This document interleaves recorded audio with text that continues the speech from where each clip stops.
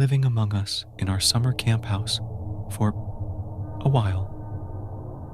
Admittedly, I've been a lurker on this sub for a few years now. I've tried to type out my story numerous times, but always struggled to wade through the pieces as they've gotten more and more jumbled and foggy with time. I can't say I was traumatized by what happened. I'm not sure if it makes me a fucked up person, but I typically tell this story at parties to manipulate drunk acquaintances into thinking I've survived something cool. Okay, let's get into it. In 2015, I was 19 and working for the summer at a Bible camp for inner city kids. I'm going to leave out the city name, but just know that obviously crime occurs frequently in big cities, and this one was no different. I had been assured that this neighborhood, however, was in the process of being gentrified, and they had even just opened up a hipster coffee shop, dog park, right down the street. Just to give you a really clear visual, this neighborhood had dilapidated houses with trash out in the front, right next to houses with immaculate yards and square modern architecture. The Bible camp where I was working was essentially just a huge 2-story house with a large fenced-in yard. Again, we were assured that we were safe though, because we had bars on the windows, and the outer doors locked automatically when they shut. The camp was conducted downstairs, and the summer counselors, there were 4 of us, lived in the small upstairs that was off limits during the day to the kids. Our camp ran 5 days a week, 8 a.m. to 4 p.m., and then time was ours to explore the city, or rest or whatever. Probably enough to get to the story now. I love a good setting, and it could be important later. One weekend night in July, we were all just hanging in the house making a spaghetti dinner. We each got our own stipend for food, so we divided it accordingly for meals, then bought our own snacks and shit. We were also in charge of preparing lunch and snacks for the kids on camp days, so we had 2 fridges and 2 pantries. As you can probably guess, we labeled them camp fridge, pantry, and one is labeled staff fridge, pantry. We also were super fucking petty and wrote our names all over our snacks in the fridge. My best friend worked at the camp with me.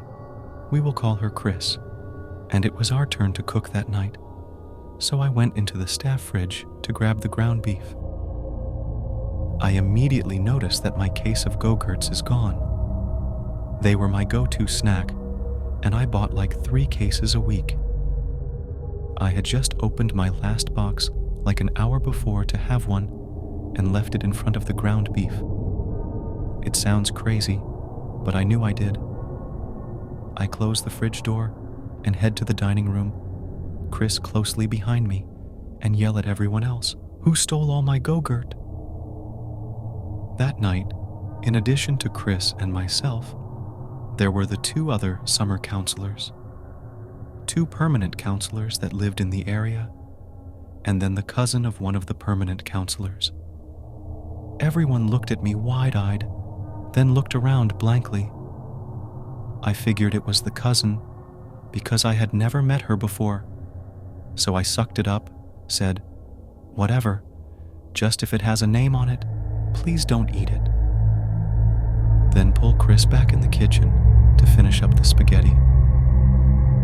We all eat dinner, and then the 2 permanent counselors volunteer to do the dishes because we let them eat with us. The rest of us head back upstairs to get comfy in the sitting room, on the couches, and turn on Family Guy. We're only like 2 mins in when the cousin, we'll call her Sarah, says, "Wait, I can't find my phone or wallet." I pause the show and roll my eyes, still annoyed about the Go-Gurt. Chris says, "Where did you last have them?" And Sarah says, she left them on the couch before we went downstairs to dinner. Naturally, we all start looking around the small room, turning over couch cushions, looking under the couches, behind them, under blankets, really wherever. Finally, we're like, "Are you sure you didn't leave them downstairs?"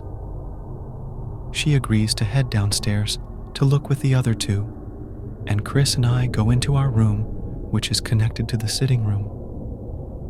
We flop down on the bottom of our bunk bed, and I proceed to talk shit about Sarah, who I feel like is ruining our chill night.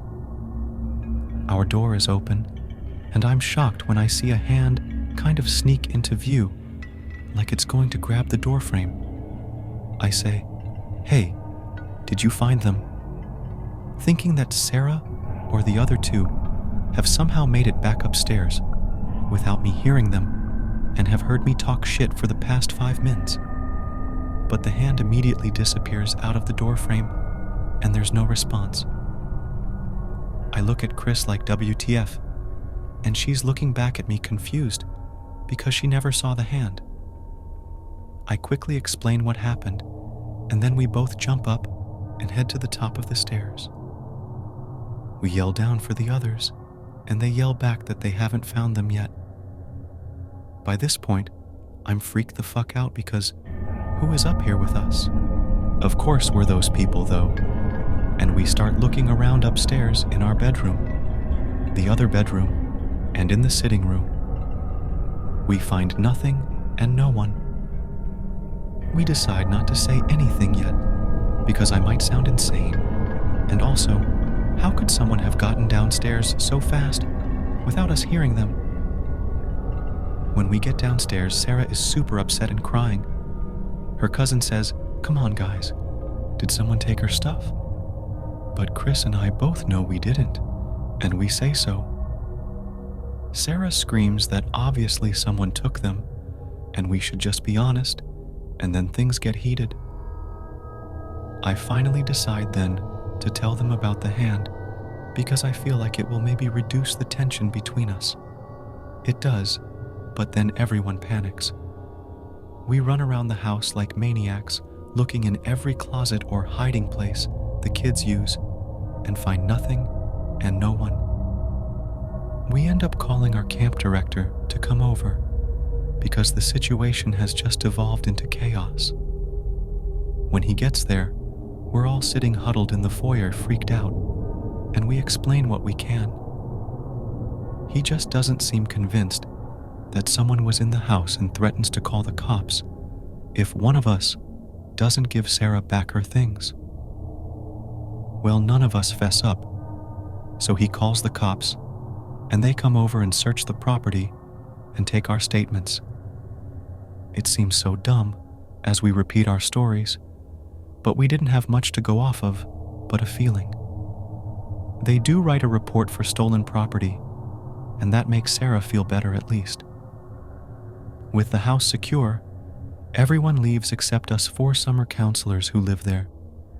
We spend the night in the same room with the door barricaded, reassuring ourselves that we're being stupid, and the phone and wallet will actually turn up somewhere random, and we will laugh about it.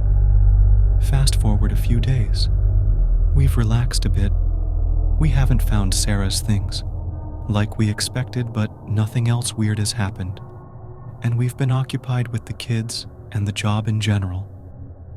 The kids have all gone home at this point, and it's just the 4 of us again at the house. We finish cleaning up the outside, lock the gate, and head in the dining room door. We're all hungry and want snacks.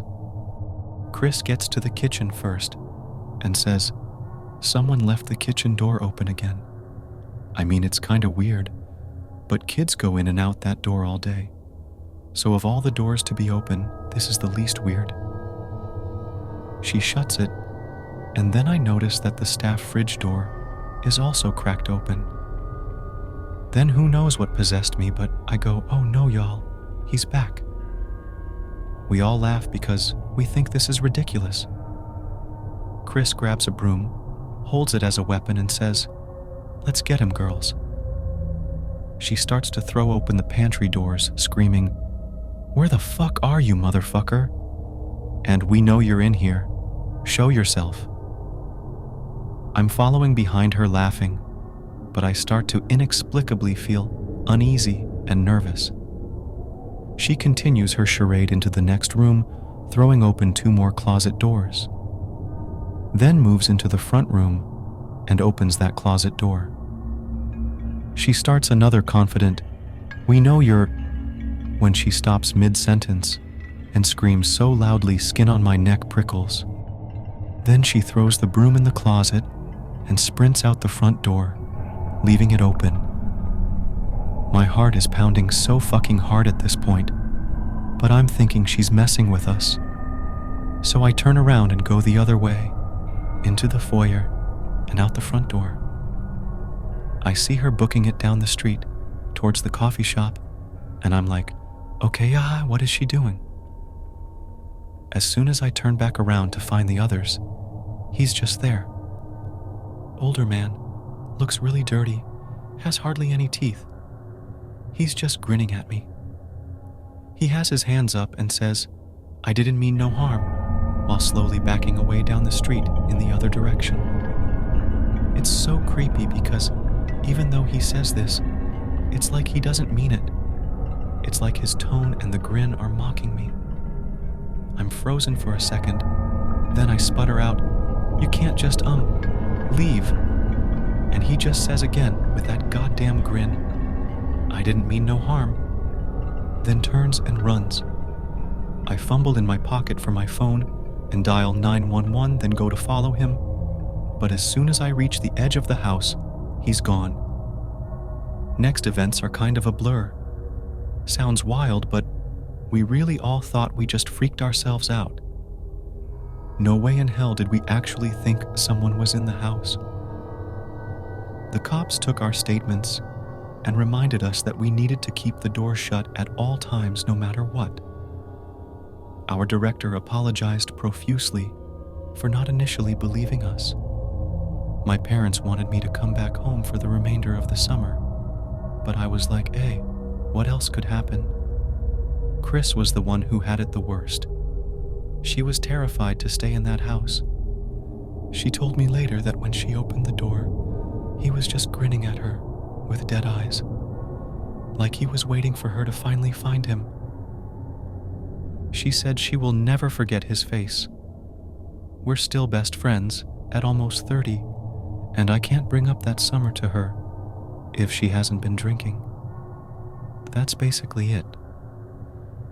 I think what kept me up at night after that were just unanswered questions. Like, how long had he been in the house? Why did he randomly decide to take the phone and wallet of the one person who didn't work there? Had he listened to our private conversations? Watched us get dressed and shower? How much food had he stolen that we didn't notice? Where the fuck had he gone when we were looking for him on spaghetti night? What hiding places did we miss? Was he under my bed at night or at any point during my stay? IDK all these answers, and I know I'll never have them, but I'm thankful our interaction wasn't worse, I guess. So, creepy grinning squatter who lived among us for God knows how long, let's not meet. Amanda, the ex-girlfriend of my best friend, who nearly destroyed my life. Okay, this may be a long story, but I'm ready to tell people of Reddit my story of Let's Not Meets. This first started when I was in my first year of 6th form. My friend, let's say her name was Candle. She introduced me to her friend, let's call her Amanda. I used to chat to Amanda every day for the next 2 weeks, simply because she used to message me constantly. She seemed like a nice girl at first, until she started to make me feel uncomfortable around her, as she used to message me, "I want to cuddle you like a big teddy bear," and similar things to that, and I shot it down, and she got upset and threatened to call the police on me if I didn't go on a date with her. I'm a gay guy BTW, but I wasn't out of the closet at this point of my life. I screenshotted everything she said to me, and I showed my friend Candle, and she stated, "Yeah, I believe you. She a compulsive liar, She lied about a teacher essaying her and used to make things up to make her sound better than everyone else. I was so glad Candle believed me and advised me to block Amanda, which I did. Fast forward 2 years later, I was now in college and I encountered her again. I didn't recognize her and was chatting to her without realizing she was the same Amanda from 2 years prior. That was until I messaged Candle on Facebook, as Amanda told me she knew Candle. Candle sent me a long paragraph. You do realize that's Amanda, right? Then it all came flooding back to me. She's right. It's the same girl who threatened to call the police on me for not going on a date with her. She was dating a friend, now bestest friend of mine in college. I tried to warn him, but he didn't listen to me. Amanda claimed to have a crush on me a second time. I shot it down right away and told her I'm not interested. She obviously took offense to that and threatened to call the police again, to which I replied, "What's police going to do? This isn't a police matter," which looked at her facial expression, angered her more, but she walked off. The next couple of weeks go by. I ended up telling my friend about what she's been messaging me with, and he obviously believed me as he saw her messaging me in real time. She kept asking me on a date and saying she liked me since day one, etc. But here's the thing. She was in a relationship with my friend. Naturally, my friend got upset and called her in front of me, and she claimed she had no clue what he's talking about and told him I'm making up lies. Then he forgave her, as she admitted it was true just a week later. To my annoyance, she began hanging out with us. I was nice to her because I didn't want my friend to get upset. She tried telling me she had 2 children at 17, with one being 13 and one being 3 years old. I thought that's odd. How is she 17 and having a 13-year-old child? She would have been 4. Something wasn't adding up. She stated she was SA'd when she was young. I should have called her out, but my friend was there and I didn't want to upset him. She even stated the 3-year-old child was my friend's daughter. Even he looked confused, like it was the first time he ever heard of this child. When she went home, I asked him. He stated, "No idea, she never mentioned a child before now, and we definitely never had sex." Very strange. Fast forward a year, I was working in a shop. She suddenly showed up and asked to speak to me. My manager let me go on my 30-minute lunch. She was with her friend, and she wanted to tell me that my best friend, let's officially give him the name Marcus, was manipulating her and always hurting her, which I knew for a fact wasn't true. Marcus wouldn't hurt a fly, but I listened to whatever else she wanted to say. She said she was trapped in a relationship with him and felt scared of him. No idea why she was telling me this, knowing I don't like her. I just made out I believed her and headed back to work. I came home and FaceTimed Marcus and told him everything she told me earlier that day. He started crying his eyes out because he found out she cheated on him with another guy. A friend of his showed him a picture as proof and forwarded it to me. It was definitely a picture of her with some guy kissing on a bus. I told Marcus he needs to get away from her ASAP, which he did, until the next day they were back together as he yet again forgave her. We started doing group video chats, me, Marcus, and Amanda, at her request. And remember her 3-year-old from the year prior? Well, now she's a 5-year-old called Lily, who literally never existed.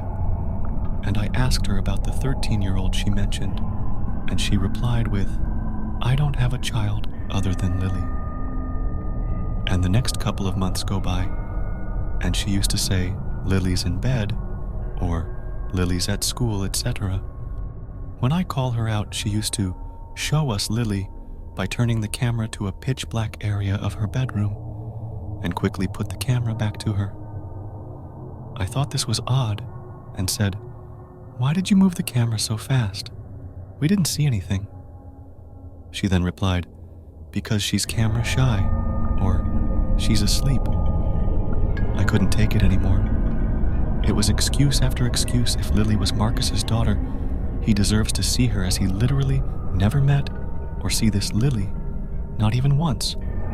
I sent her a long message stating that Lily does not exist and why no pictures of her. Then I blocked her because I had enough of her playing games with my best friend.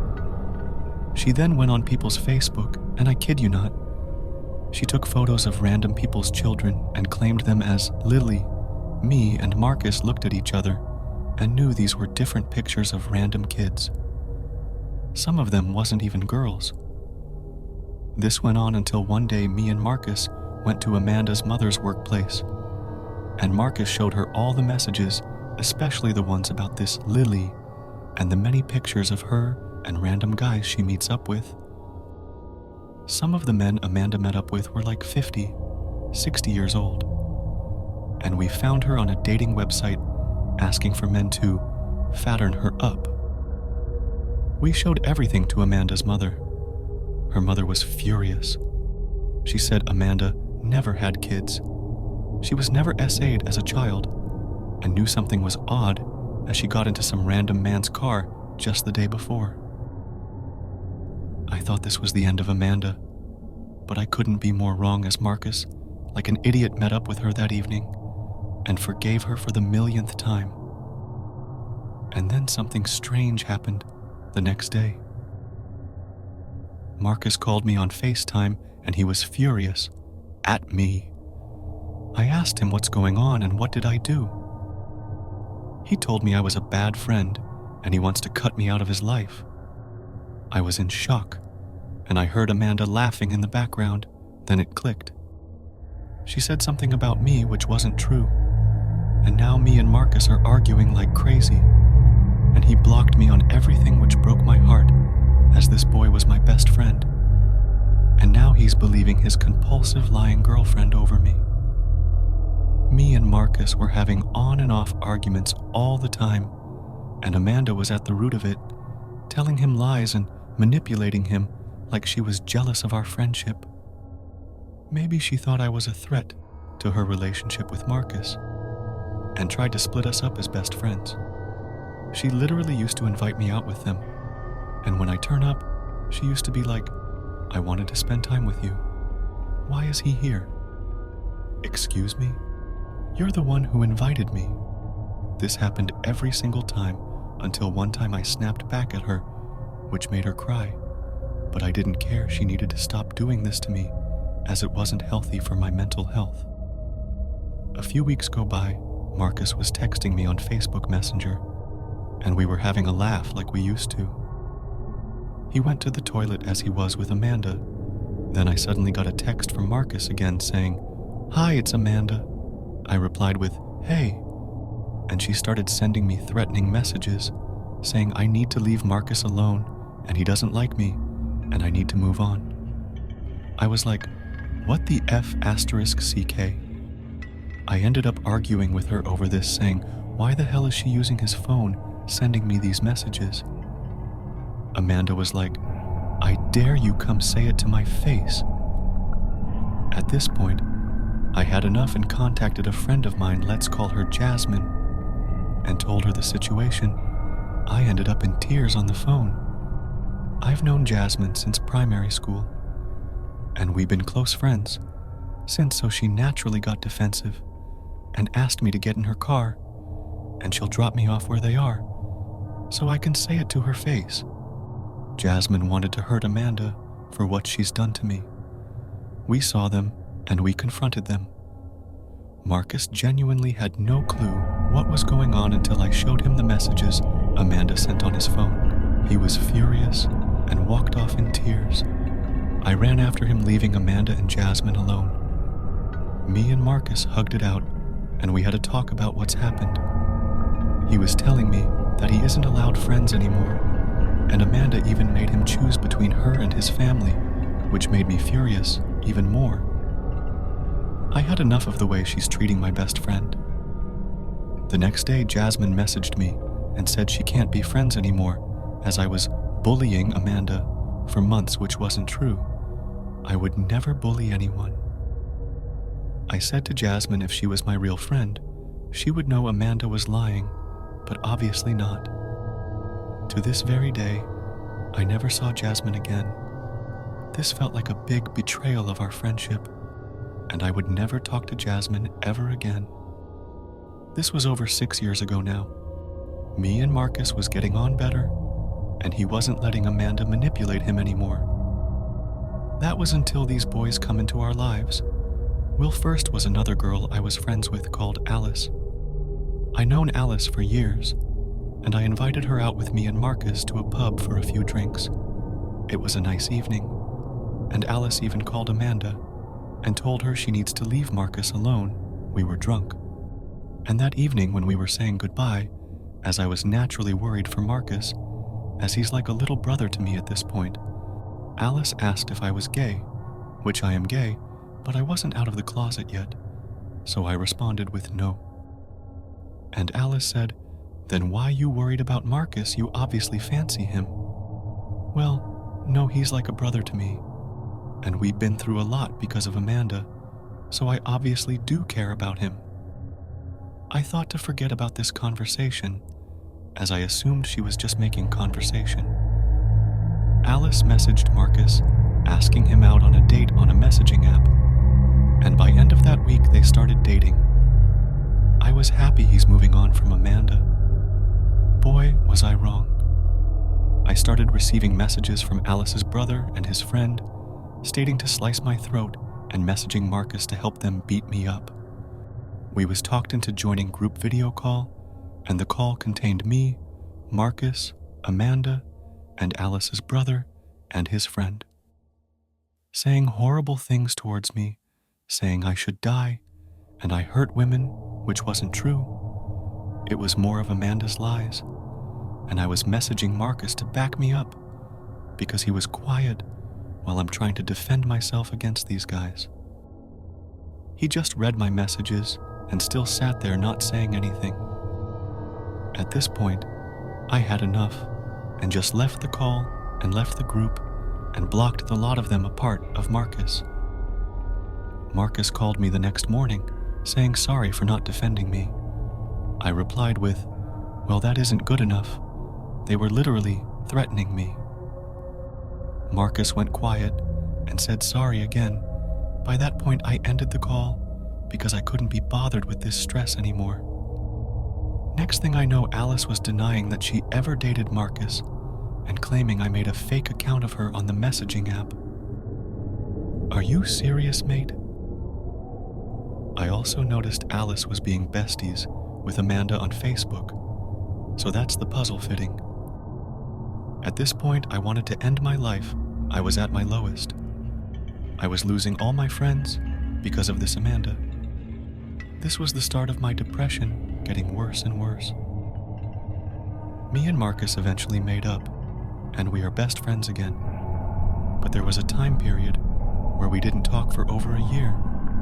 I guess that's me trying to move on with my life. But we eventually started talking again, and me and Marcus met up again, just the two of us, and he was saying how sorry he was for everything he's done. I said it's okay. He was under Amanda's control. Fast forward to 2024, Marcus has a new fiancée who is a lovely girl, and I'm going to be best man at his wedding because, this part I did miss out in the story, I stopped him from jumping every time Amanda cheated on him. I was always there for him. He now sees I was always there for him, and we are closer than ever. He even defends me a lot more nowadays, and always has my back. I've seen Amanda here and there a few times, but I don't even acknowledge her, or them, as Amanda is now non-binary, which I don't believe, as it could be another lie for attention. But I'm not judging. If that's how they feel, then that's up to them. But that doesn't change the person who nearly destroyed my life. Last time I saw Amanda was last year at Pride. They were pointing at me, showing their current boyfriend who I am. I didn't notice until my other best friend, not Marcus, pointed it out to me. That was the last time I ever saw them, and hopefully never again. There's a lot I missed out on this story, as it happened over a couple of years. But I just want to say, Amanda, let's not meet ever again. Lyft driver. A little backstory on me is that I suffer from dissociative identity disorder. I have relatively no control over my switching, and I often find myself in shady situations. A few days ago, I ordered a Lyft to take me from the hairdresser to my house. When I got in the car, the driver was instantly chatty. He asked me, "Do you speak Spanish?" To which I answered, "Un poco." From there, he continued to speak to me in broken English and some Spanish. I was trying to be nice and kept engaging, thinking that the ride will be over soon, so what's the harm in being friendly? He told me that he's a 50-year-old single father, that he's always working, etc. 10 minutes into the ride, the trip was supposed to take 14 minutes. He asked me if I would talk to him for a few minutes. I was genuinely confused, but by then I was just smiling nervously and said, "Yes, I'm talking to you now." That's when he pulled the car over and started turning off the app. I wish it wasn't the case, but I went into full-blown panic mode, trying to fix any misunderstandings, but he was now opening my door and telling me to move to the front seat. This is where I royally fucked up. Even though he was guiding me to the front seat, I could have tried to make my escape. I recognized a huge, bright orange awning of a supermarket close to my house. Instead, I froze and meekly sat down in the front seat. From there, he picked up the conversation, but for all I know, he could have been speaking Mandarin. All I could hear was an echo. I was dissociating.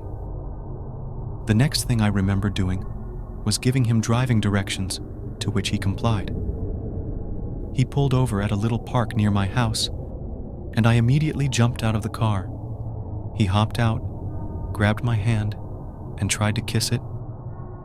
I pulled my hand away, but he grabbed it again.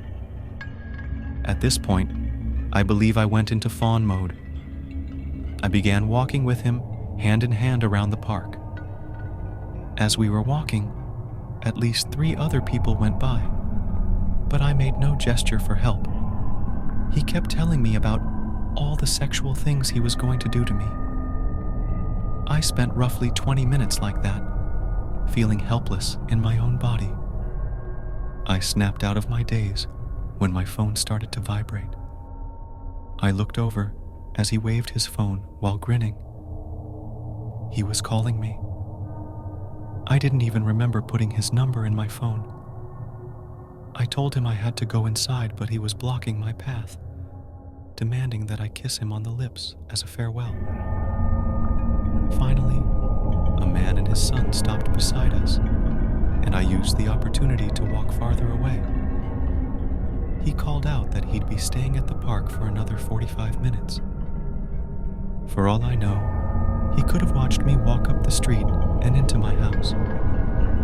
I live with family, and thankfully my mom was home, so I went to her for comfort. I was shaking like a leaf and embarrassed by my response. I told her bits and pieces of the story, but left out the part about him having my number. I just know she wouldn't understand. At first, she was adamant that I report him, but then chalked it up to a language and/or cultural barrier. Either way, I am genuinely afraid to report him. He has my number, probably knows where I live, and could take revenge if I cause him to lose his income. He has texted me several times since the incident asking to see me. Thankfully, he stopped within 2 days after getting no response from me. To add insult to injury, I can't even get a hold of my therapist to unpack this with her. She's been a no-show for a few of our sessions, and I'm starting to worry that she's going through something of her own. The more I think about it, the more I see that it could have been so much worse. And if I ever do run into a true psychopath, it would be curtains for me. Anyway, to the Lyft driver from the other day, let's not meet again. Also, fight, flight, freeze, and fawn are responses to stress or perceived danger. They are part of the body's natural survival mechanism, known as the fight or flight response, but have expanded to include freeze and fawn. 1. Fight, confronting the threat aggressively. This might involve physical fighting or verbally standing up to the threat. 2. Flight, fleeing from the danger. This can be physically running away or avoiding the situation entirely. 3. Freeze, becoming immobile or unable to act. This is often a response when neither fight nor flight seems possible or safe. 4. Fawn, trying to appease or please the threat to avoid conflict. This response can involve excessive compliance or people-pleasing behaviors to diffuse the danger. These responses are automatic and are influenced by past experiences, personality, and the specific context of the threat. Fleeing the state from my stalker. Hello everyone, I am very new to posting on here, so please bear with me. I wanted to share my story that has occurred over the past 5 years. This story is about me, currently 20, and my stalker ex, currently 23. The start of our relationship, 2019-2021. 5 years ago, I met my ex. I'll call him Alex for my own safety. In early to mid-2019, I came across Alex's profile on Instagram and recognized him as a student who attended the same high school as me. I always thought he was attractive, so I followed him on Instagram, and to my surprise, he actually responded to one of my stories. We started messaging on Instagram back and forth, then the both of us quickly found out that we liked each other. We started calling each other and sleeping on the phone. One night, while I had fell asleep on the phone with Alex, I heard his voice coming from the phone, whispering something like, "I would word you," and things along that manner. I thought I was hearing things, so brushed it off, and thought I was just dreaming. Eventually, me and him started dating and going on dates. Everything was pretty well except for the fact that when he would kiss me, he would bite me extremely hard, to the point it would make me bleed. I told him multiple times not to do it, but he would always continue.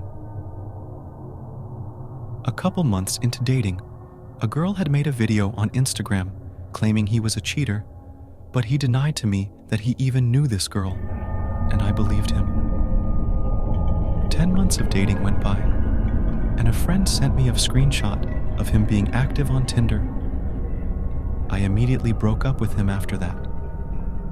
A couple months later, I started dating someone new. During this relationship with my new partner, Alex would blow up my phone with messages and calls. I decided to block him.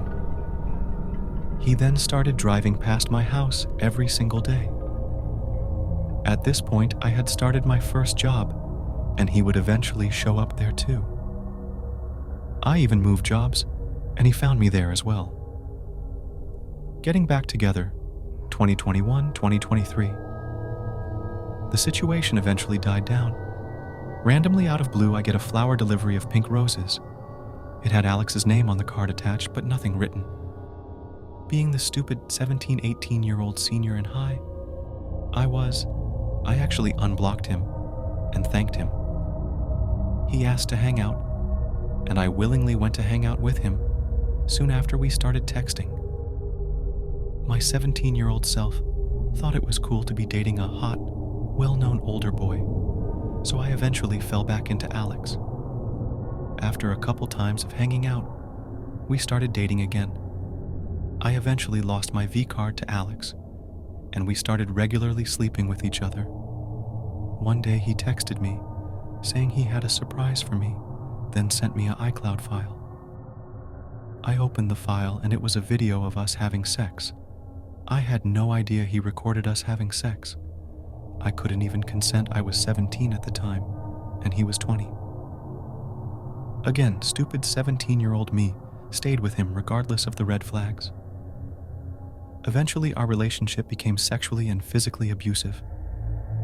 One night, he raped me, intoxicated, unconscious, and left bruising on my head and abdomen. A couple days after that, I decided enough was enough and broke up with him. The stalking, 2023-2024. Immediately following the breakup, he would constantly text and call me. He would beg for me to see him. I kept denying, but he kept going. He would threaten to come into my house in the middle of the night while I was asleep. This happened for a couple months. During this time, I met someone new, and we started dating. I was having trouble with my mom, and my new partner asked me to move in with him. Somehow, Alex found out where me and my new partner were living, so he started showing up at our place. We documented everything from our cameras and ended up filing a restraining order against Alex. We got granted a temp order until our hearing. Our hearing day came, and the judge extended the temporary order to let things cool down for 6 months, and if he breaks the order, the judge will grant a long-term order at the next hearing. Within days of extending the temp order, Alex violated it by parking in front of my house on multiple occasions. I called the cops multiple times, but never even gave him a warning. One day while I was working, I get a call from my local PD that Alex tried purchasing a firearm, which violates our order. They just warned him not to do it again and had to let me know for my safety. Obviously, knowing your crazy ex has tried purchasing a firearm is scary itself. The following days, he would follow me to work and stand in front of my BFS truck in the early hours of the morning. Most current, fleeing 2024. He would start tailgating me on my way to work or swerve in front of me in his car. Me and my BF moved somewhere else, but in the same city still. Somehow Alex still managed to find us. My BF decided that if the cops weren't going to help us, then we would need to leave the state. We ended up packing up everything in the middle of the night and driving a state over where my BFS family lives. I have been here for about 2 months. Me and BF found good jobs and plan on leasing our own apartment soon. It's been peaceful for the most part. However, I still hear about what Alex does back home. He still tells everyone that we are together still, and even posts pictures of me on Instagram. My story is still ongoing, and I left out a lot of details. At the Bottom of the Hill, Part 1. First-time poster here. I live in a very rural area in Tennessee, and this happened either the summer of 92 or 93, so I was a preteen. I can still see this in my mind, like it happened yesterday. Like I said before, a rural area in Tennessee, where we used to have some serious issues with people dumping unwanted, worn-out items and garbage down our beautiful hillsides and ravines. At that time, it was common to find illegal dumping sites everywhere because there was no bulk pickup offered by our one waste disposal monopoly. In this part of the state, the economic disparity is obvious. You have some of the poorest people and some multiple mansion and vacation homes folks. My family fell somewhere in the upper middle class. Thinking Titanic, we would be in either the lowest rung of first class or the very top of second class. Unfortunately, the majority would be in steerage or the coal bunker. Well, It was August in Tennessee, aka sun-scorching heat, and enough humidity to make it slightly uncomfortable to breathe. Many describe it as the swamp-ass capital of the state. Anyway, we had just had an extraordinarily rare murder in our county. It was all that anyone was talking about. It was all you heard in our churches and beauty salons. The victim was largely unknown, a woman in her early 30s and nowhere near wealthy. I didn't know her, nor did anyone. She had moved here less than a year ago and kept to herself, and had not been reported missing. Then, just before our summer break came to an end, this lady was found at the base of a steep incline, deep in one of our densely wooded areas, by some folks out for a nature hike. There she was, found at the base of a large illegal dump on a winding dirt road that was barely wide enough for one vehicle. If you met another car, one of you would have to pull over so far you were almost off the road entirely. Even creepier, the road was named Bone Road. Yeah. When she was found, she had lost everything from the neck up, but both her upper and lower areas were recovered. Her killer had not been caught. So, my mom was born and raised here, and was of strong, yet goofy stock. She has always been my best buddy, even when dropping the hammer on my brother and me. She was loved by every student she had ever taught.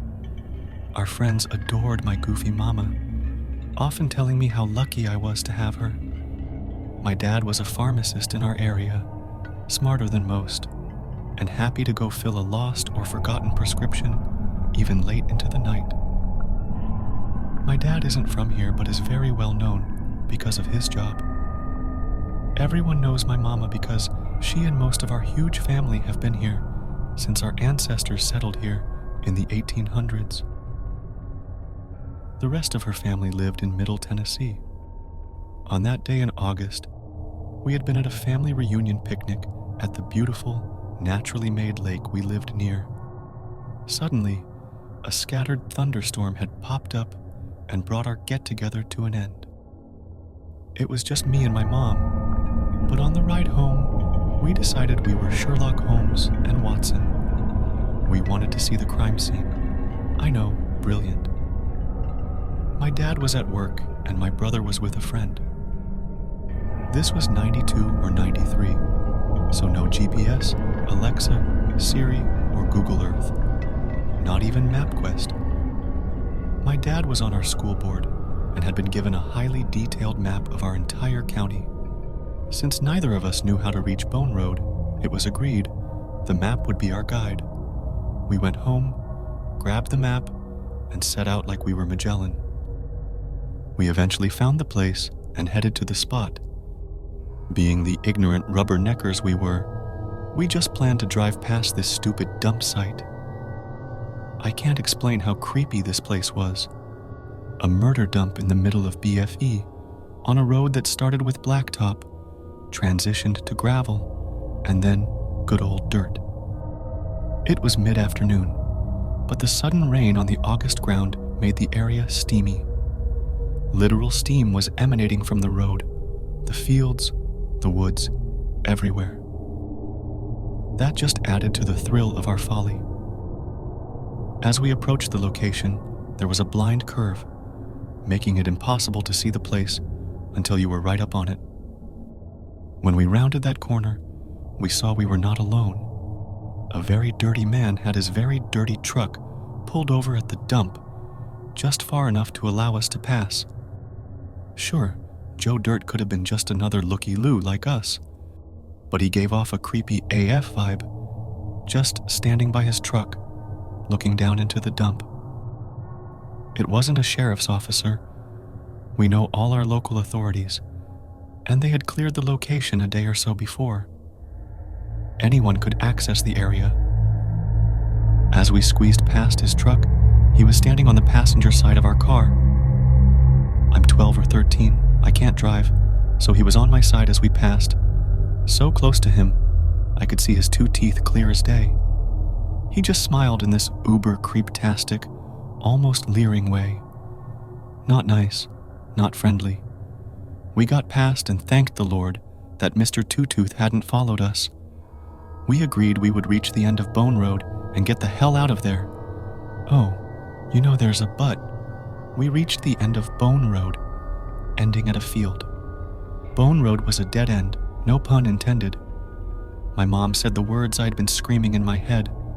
OF**K. We had no choice. We had to do a 5-point turn and go back from where we came. Oh, I bet he's gone now. My mom's feeble attempt to soothe us both. Guess what? He was still there, still smiling his huge two-tooth smile. Now, as my adult self reflected on this, he could have come after us, knowing we would be cornered. But neither of us has ever been accused of being too rational. We made it out unscathed, of course, and my dad hit the roof when he heard the tapestry of idiocy our afternoon adventure was. But, you know there's always a but. Days later, our newspaper heralded the good news. The murderer was caught. The woman had been killed by a boyfriend turned stalker. She had moved here from a town about 45 minutes away to get away from him, but he found her. He just drove around with her body in his truck before happening on the dump. Happily ever after? No. As we stared down at this guy's mugshot, it was real. Mr. Two-Tooth was her killer. We never told my dad that part. Mr. Two-Tooth was convicted of first-degree murder and abuse of a corpse. He will die in the state prison system, serving life with no parole. Still, Mom and I promised we would never be so dumb again. We still have weird adventures, but not to freaky remote murder dump sites on unknown terrain. And with no one knowing where we are, we really could have met our literal dead end. It's an odd thing, knowing that you had been face to face with a brutal murderer, not once but twice. Well, I did have a super too close to call run-in with another murderer, but that will have to be another post on another day. Oh, but Mr. Two-Tooth, let's not meet. Ever. Again. Landlord tried to break in when I was home alone at 16. I just woke up in the middle of the night, remembering this, and need to get it off my chest. When I was about 16, my dad, brothers, and I lived in an old, run-down house in the middle of nowhere. It was a private rental. My brother would do work for the landlord to pay our rent.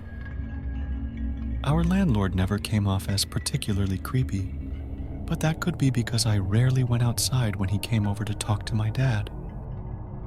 And he wouldn't dare do anything in front of my dad. I was home alone one day. My dad and brothers went out, somewhere I don't remember. I had my dog in a fenced-in yard outside, but that was it. I was in my room doing whatever I was doing, probably playing The Sims 2. We lived in the middle of nowhere, and there was a long driveway which the window of my bedroom directly faced. I could see or hear anyone driving up the driveway. I saw a car, not my dad's, and immediately freaked out. I ran and shut all the blinds in the house, turned off all lights and checked the doors were locked. It was our landlord. He lived next door, about 2 miles from our house, and yes, that was the closest house. This wasn't the first time he'd come here unexpectedly. It had happened twice before, and both times I was home alone. Those first 2 times he was only there for 10 minutes, walking around the outside of the house, and then quickly leaving. But this time was different. I grabbed a big kitchen knife and hid under the kitchen table. I heard him pull up outside and open our front gate. My dog outside was going crazy and barking. I heard him yell, "Shut up, mutt!" I could hear his footsteps walking up to the door. He tried to open the front door. I was freaking out. At this point, I texted my dad. He was coming straight home, but they'd be like an hour. He continued to walk around the outside of our house, trying to peek into each window. The house is old and has 3 doors you can enter from the outside. He tried to open all 3. I thought maybe he didn't know I was home. Maybe the last 2 times were a coincidence. But he started saying things, including calling out my name. He knew I was home alone. I couldn't hear what else he was saying through the double brick walls, but I quietly creeped through the house, following his voice up and down the hallway. I was trying to hear what he was saying. That's when he said something I'll never forget. "I'm going to burn the house down, but I'll let you out first." Of course, I didn't take him seriously, which scares me even more. He wanted me to come out. He wanted me to take his threat seriously. That's the part that gets me.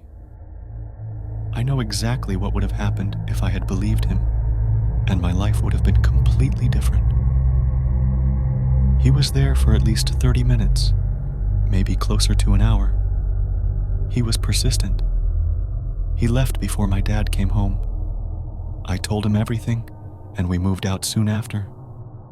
I still don't know how he knew I was home alone.